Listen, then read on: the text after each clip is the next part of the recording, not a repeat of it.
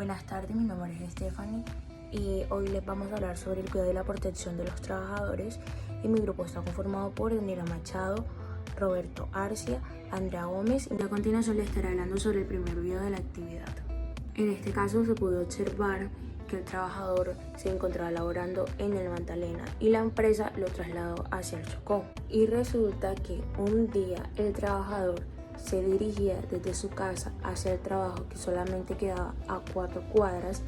Él pasó por un semáforo y llegaron dos individuos en una moto y le dispararon. Esto le provocó la muerte. Ahora sí vamos con la primera pregunta de la actividad. ¿Qué es un accidente de trabajo? Un accidente de trabajo es un evento imprevisto que puede suceder o sucede en las áreas de trabajo cuando un trabajador se encuentra laborando, donde puede provocar enfermedades, accidentes y hasta la muerte. La siguiente pregunta es: ¿qué significa causa o ocasión de trabajo? Causa de trabajo se refiere a enfermedades y accidentes que pueden ocurrir directamente con el resultado y el desempeño de las tareas laborales. Y ocasión de trabajo es cuando ocurre un accidente o una enfermedad durante las actividades laborales, aunque no necesariamente con el desempeño de las tareas laborales. La siguiente pregunta es: según la ley 1562 de 2012, ¿cuál es la definición legal de accidente de trabajo? Define como un suceso relacionado con el trabajo que causa lesión, invalidez o muerte. Esto también incluye en ocurrido como desplazamientos o actividades organizadas por la empresa. La siguiente pregunta sería: ¿cuál es la importancia de identificar si es o no un accidente de trabajo? Se debe verificar si es un accidente de trabajo porque se hace una función clave importante para acceder a prestaciones como atención médica o incapacidades o indemnización. Andrea Gómez, hoy les vengo a hablar sobre el video número 2. Tiene como título culpa del empleado por el accidente de trabajo. En el video podemos observar que el trabajador no cumple específicamente con las actividades por las cuales se le fue contratada en la empresa. Se le asigna una tarea que es trabajo en alturas y él toma por utilizar un mecanismo inadecuado que fue un montacargas eléctrico para realizar la actividad de pintar en alturas. El juzgado en primera instancia condenó a la cooperativa y al supermercado a indemnizar a la esposa y a las hijas menores del trabajador. Luego de que el supermercado apelara la decisión, el tribunal revocó el primer fallo, dando los argumentos de que no se justifica la culpa del empleador, ya que el trabajador desobedeció las medidas de seguridad.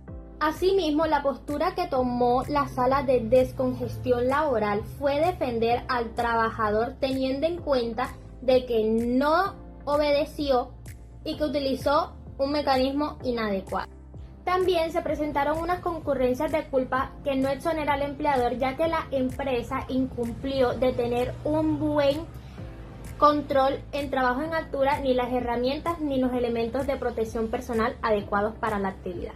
Se traduce a una falta de diligencia, a cuidado y aspecto que si se hubiera acatado, se hubiera impedido de que el trabajador cometiera una imprudencia, cayera al vacío y se provocara la muerte. Para la sala, por tratarse de una situación tan complicada y una actividad tan peligrosa, se debió tener una persona calificada la cual estuviera supervisando las actividades, pero eso tampoco lo cumplió la empresa. No contaba con capacitación ni tampoco contaba con las medidas de seguridad adecuadas. La omisión en el cumplimiento de las diligencias y cuidados constituye a conducta culposa al empleador. La sala también afirma que no se recibe ni se acepta que una persona que desempeñaba actividades como cotero se le asignen tareas de pintar en trabajo en alturas. Para finalizar, tenemos lo que es la definición de trabajo en alturas. Es una actividad la cual el trabajador se mantiene suspendido o desplazándose en el que se ve expuesto en un riesgo de caída a partir de 2 metros. También tengo la definición de elementos de protección personal y también les daré los ejemplos de protección personal que le debió dar la empresa al trabajador. Los elementos de protección personal son dispositivos o prendas diseñadas para el cuidado del trabajador para protegerlo de un riesgo o un accidente laboral. Entonces los elementos de protección personal serían para el trabajador: cuerdas de seguridad, arnés, botas, overol, casco, guantes. Estaré hablando sobre el video número 3, que tiene como título La responsabilidad de una empresa en un accidente de trabajo por un técnico de cajero. El trabajador sufrió un accidente laboral en el momento en el que levanta la tapa de seguridad del cajero y se disparan las alarmas de aturdimiento. Esto le provoca una pérdida auditiva y una confusión momentánea. El porcentaje en el cual el trabajador pierde sería del 26%. El trabajador presenta una demanda hacia la empresa y sus socios para que se le indemnice por su pérdida auditiva. El trabajador especifica que él no tenía conocimiento que en ese cajero habían alarmas de aturdimiento, pero la empresa sí tenía conocimiento porque se encontraron documentos los cuales certificaban de que ellos sabían que habían agentes contaminantes sobre el ruido. Sin embargo, la empresa omitió todo eso y no se identificó el valor del riesgo, no se suministró las medidas adecuadas ni los elementos de protección personal. La sala concluyó que la empresa sí era responsable de los daños que sufrió el empleador. Recordó que el cumplimiento del deber del cuidado implica que los trabajadores identifiquen, conozcan, evalúen y controlen los peligros. También argumentó que no es posible que la confidencialidad de la información de esos agentes de riesgo, ya que por la presencia de peligros obliga a todas las empresas involucradas a gestionarlo. Por lo tanto, la empresa tiene culpa en el accidente de trabajo y la Corte condenó a que los empleadores y los socios le pagaran la indemnización al trabajador por los perjuicios que sufrió. Por otro lado, tenemos lo que es la definición de riesgo y la definición de valoración de riesgo. ¿Qué es un riesgo? Es la posibilidad de que una amenaza se convierta en un desastre. Es la vulnerabilidad o las amenazas por separado que no presentan un peligro, pero sí se juntan. Para finalizar, ¿cuál fue la importancia de la valoración de riesgo? Fue el no identificar ni valorar el riesgo que había dentro del lugar de trabajo, en el cual el trabajador estaba realizando, provocando un accidente de trabajo y haciendo que el trabajador perdiera para toda su vida un porcentaje auditivo. En la pregunta 4 concluyó que la empresa sí era responsable de los daños que sufrió el empleado. En la pregunta 5 dice cuál fue la conclusión. ¿Cuál fue la conclusión del caso? ¿Se le pagó o no al empleado la indemnización requerida por el riesgo? La Corte concluyó que sí debían pagarle la indemnización al trabajador porque era responsabilidad de la empresa empleadora.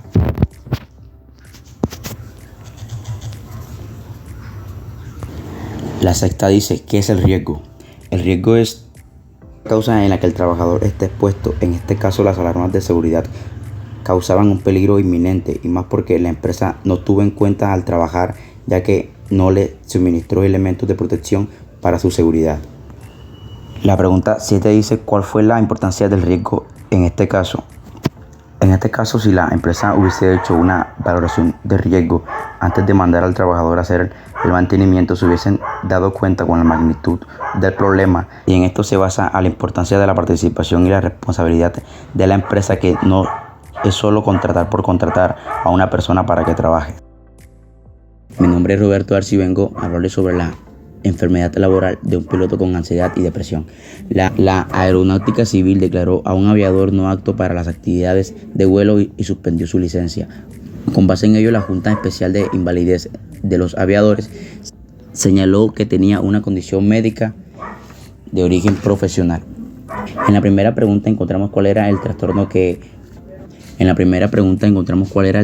padecía el piloto. El piloto padecía de ansiedad y depresión. En la segunda encontramos cuál fue el porcentaje de pérdida de capacidad laboral del piloto. El piloto perdió la capacidad laboral del 100%. ¿Ante qué entidad pidió el reconocimiento de pensión de invalidez? Pidió su reconocimiento de invalidez a su ARL. En la cuarta encontramos cuál fue la decisión en primera y segunda instancia del caso. La decisión en primera y segunda instancia del caso fue que le pagaran su pensión al aviador. La Junta Especial de diagnosticar al aviador su problema señalado y que tenía una condición médica de origen profesional. Y en la pregunta 6 dice, finalmente le fue reconocida su pensión al piloto. Al piloto se le fue reconocida su pensión al 100%. Hola, muy buenas tardes, me presento, mi nombre es Daniela Machado Orozco y hoy les vengo a hablar acerca del video número 5, que trata acerca de la fatiga laboral por extenuantes jornadas de trabajo, lo que le costó la vida a un operario. En este caso estamos hablando de Ricardo, que ingresó a una empresa de ingeniería como auxiliar de perforaciones en maquinarias de obras civiles. Se dice que Ricardo tenía un horario de 7 a 12 del mediodía y de 1 a 4 de la tarde.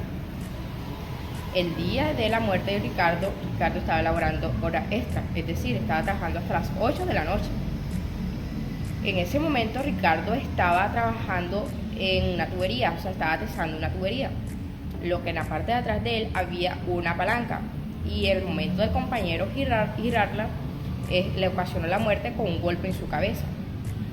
En ese momento la familia se vio afectada, la mamá y 2 hermanas. Dirigieron el caso a la fiscalía y exigieron una indemnización a la empresa por la causa de la muerte de su hermano y por los materiales que le ocasionaron su muerte. En ese momento buscaron información y Ricardo no tenía un certificado y tampoco conocía las normas de seguridad del trabajo. En ese momento se dice que Ricardo tenía un riesgo psicosocial, ya que estaba presentando cansancio y estrés, lo que le ocasionaba desconcentración, o tal vez no se podía movilizar bien porque estaba cansado.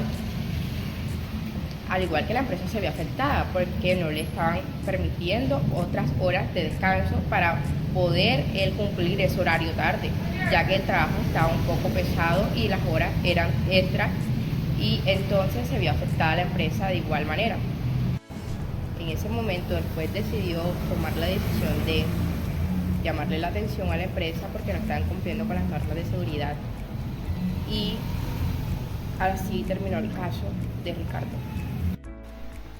A continuación les hablaré acerca del video 6, que habla acerca del acoso laboral que desencadenó una enfermedad mental.